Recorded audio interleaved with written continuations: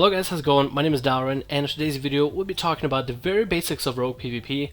Just the very basic things that you're going to look at me and be like, well Dalrin, duh, we know all this, but I feel like a lot of people don't. I've watched some people play rogue, whether it be from streams or YouTube videos or just watching other people play rogue, queuing random skirmishes or random battlegrounds, and I see people repetitively, making the same mistakes over and over again. And these are the very basic mistakes that you shouldn't be making at this point, this late in, if you do want to improve as a rogue. So I decided to make this video on some of the things, the very basic things you can do as a rogue in order to improve yourself. And this is just the things that I see people miss completely every day, in day-to-day games and day-to-day life. So let's get on to the video. Again, these things are going to be very basic, and you're going to think this is silly for me to make this video, but at least somebody should make this video, I feel like. Just so it's out there. The very first basic thing you can do as a rogue is face your opponents, no matter where they are or who they are. When you're facing your opponent, you have a small chance to dodge their attacks, mostly physical ones.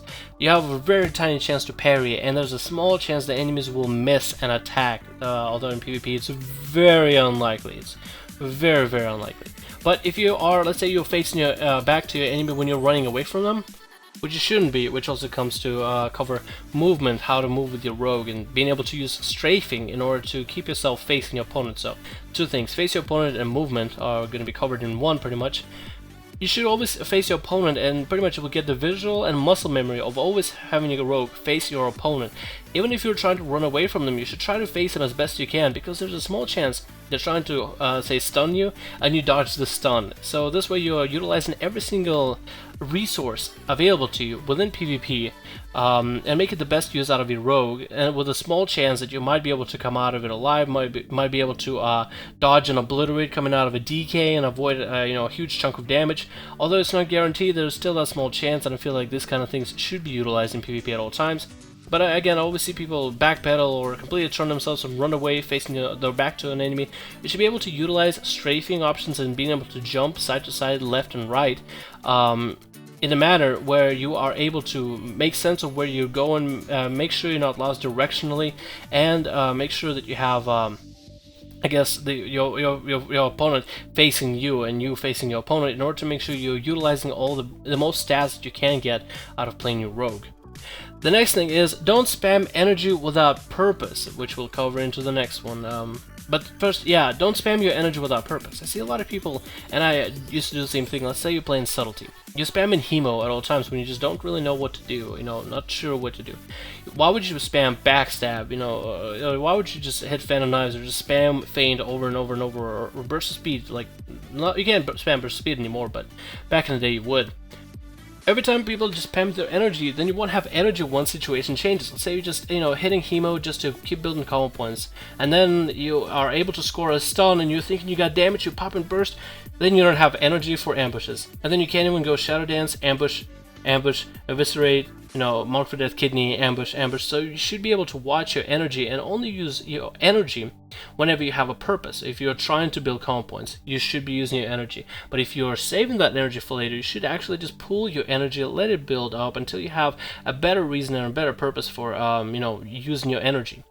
That's one of the things that everybody should learn, and this is something that you will be able to learn on your own as you play a rogue. This is just something that comes with practice. Next one is, use feint often. Now, it kind of goes away, in a different direction from don't spam energy, but using feint often is huge when playing a rogue. You should be, first of all, running Elusiveness as a talent at level 30. It'll reduce all damage you take by 30% once feint is up, and feint also, on top of that, will reduce AoE damage by 50% whether you talent into Elusiveness or not. In Warlords of Draenor, a lot of abilities have an AoE aspect. Little things like a Mage's Frost Orb, or a Blade Storm, or Hurricane Kick by the Monk, or even Cascade by Shadow Priest. A lot of abilities have an AoE effect, and you can avoid a lot of that AoE effect and pretty much overall the damage of it if you just use feint, whether you have Elusiveness up or not. But feint is just something you should have with muscle memory. Things like, if you get rooted, you should just feint. If you get a slow on you and you can't burst the speed from a target, you should just feint. If you see somebody, pop an offensive ability of any sort, or start building for an offensive ability, you should just feint. If you haven't been stunned in a while, you should just feint. I'll make a whole another video on how to use feint properly, and it's all about muscle memory. So I guess with this video is just use feint often, watch your energy. Next one is kind of a simpler, you would think this is going to be the more basic stuff. Patience, especially for a rogue. Patience is something that's required for a rogue, 100% completely required. There's nothing much you can do about it. This is something that is going to be attained after a while of playing your rogue character. Rogues have a setup and they have a whole system of the things they can do in order to, get ahead of their opponent and really deal the damage that they're able to deal.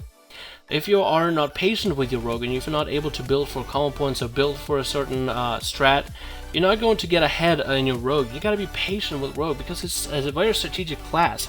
It is very quick class and you have to be able to think quick and think on your toes at all times with rogue. But it's just the playstyle of the class with the combination of CC and damage and situational awareness and mobility. Is just a lot of elements in the game that allow rogue to be such a complex class and such a great class with such a higher skill cap, and depending on spec you play, I guess. So you should always have patience with your rogue and patience in stealth. Don't come out of stealth too fast. Don't attack somebody too quick. Think about what you're going to do and try to execute it best you can. And I guess patience would also account for practicing on your rogue. If you're playing rogue and you're trying to get better at it, patience is the only way to actually get better at rogue. You gotta be, take your time with it, ease into it, learn a thing or two, take it step by step, look up some guides, look up how other people do it, and this way you'll be able to improve on your rogue. Next one is, I guess it's a simpler one, sorta, kinda. Watch your DRs. DRs means diminishing returns. That means you can't stun somebody back to back to back. If you stun somebody for 5 seconds, next stun is going to be on diminishing return, and the seconds that they give it is on average 16. I think it's between 14 and 18 seconds, so people are usually just going to wait 16 seconds for DRs. So after you throw a CC on an enemy, there's going to be a certain grace period time where the next CC of the same caliber or similar caliber or on a similar field, let's say such a polymorph and a sap are on the same CC chain or in the same CC list or DR list, I guess. The DR is going to disallow somebody to go from a 5-second stun to another 5-second stun to another 5-second stun. And this is something you just have to watch with what you have as CC ability, as what you can offer with crowd control, and be able to correlate it with somebody in your battleground or in your skirmish or in your arena team. And this is just something you have to improve in yourself as a rogue. This is something more, a little more complicated, but definitely getting down your DRs and understanding DRs and how they work and how they apply to you as a rogue is definitely going to kick up your game 12 times from where you might be at right now. You might be maybe the greatest in your battle group and you might be getting crazy amount of kills right now, but you don't watch your DRs and you kind of stun enemies back to back to back. Improving on your DRs will allow you to be able to apply your DRs and CC with your teammates. So let's say your warrior shockwaves a bunch of people, you're not going to go cheap shotting them because your cheap shots are going to be at a reduced rate, and that's 45 energy. But if you have to throw down a CC on anybody, you would probably do it on a healer as they're casting. Even though DRs are there, you would be able to use it as a stopping point. And let's say you have a character who has been polymorphed, you're not going to go vanish sap him, rather you're going to blind him after the polymorph is over. So they sit 6 seconds in polymorph and then 6 seconds in a blind. So this way they will be able to sit 12 seconds in CC rather than 6 seconds in a polymorph and 3 seconds in a sap. So this way, being able to use your DRs into the full potential will allow you to play rogue at its max potential as well. This is something I feel like I talked a little bit too much about. But it is something that is very important. It's something that I think is very much basic to learn how to play the game. It applies to every single class, the DRs. So this is something that should be watched. The last one is the simplest one of them all. Is the biggest dog in the list: stealth and stealth often. The reason I say that is because most of you guys know rogues need to stealth, and might as well stealth because you're the only class, well, out of the few, that has stealth mechanic and can utilize it in order to get advantage in PvP, and it's very powerful currently in Warlords of Draenor. But I've seen some people that just don't forego stealth, they would rather not reset, they would rather just keep on hammering at enemies and hammering at their opponents, and it's just like, you have capability of crowd control, silence, and cheap shot. How many classes have a silence outside of a kick? Not many. You have saps, you have the ability to get around your enemies, to get around your opponents, you have the element of surprise, so you should stealth often and try to reset often. And this is something I see a lot of rogues forego, mostly combat rogues. I've seen do that, some assassination. What subtlety, you have such an advantage from stealth because you actually get a buff if you start in stealth. So this is something that, again, it's the biggest duh on the list, and I feel like it definitely should not be foregone. It definitely should be considered. You should stealth often. That is something you have to do as a rogue.